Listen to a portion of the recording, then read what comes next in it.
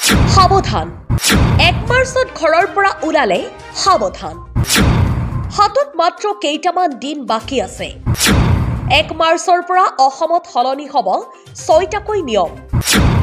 কি এই নিয়ম কেইটা জনাই আছো সবিশেষ সেয়ে ভিডিওটো এতিয়াই এটা শেয়াৰ কৰক লগতে চেনেলটো সাবস্ক্ৰাইব কৰক এলপিজি সিলিন্ডাৰৰ নতুন দামৰ পৰা আৰম্ভ কৰি ইউপিআই ক্ৰেডিট কাৰ্ড বাহনকে ধৰি সকলো থাকিব এলপিজি সিলিন্ডাৰৰ দাম প্ৰতি মাহৰ প্ৰথমটো দিনত এলপিজি সিলিন্ডাৰৰ নতুন দাম ঘোষণা কৰা হয় মাৰ্চতো নতুন দাম কাৰ্যকৰী হ'ব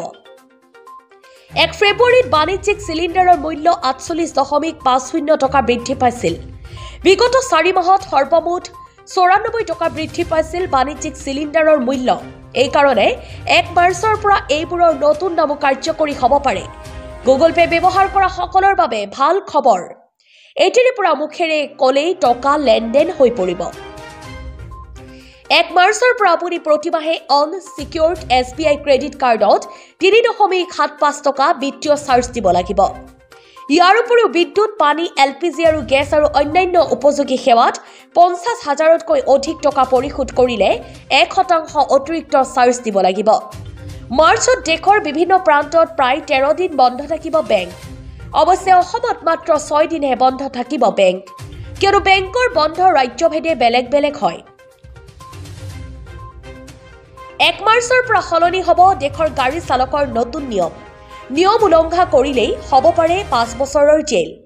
খুৰা মুক্ত হৈ গাড়ী চলালে 5,000 টকা জৰিমনাৰ লগতে জেল হেলমেট নোহোৱাকৈ গাড়ী চলালে 1,000 টকাৰ জৰিমনা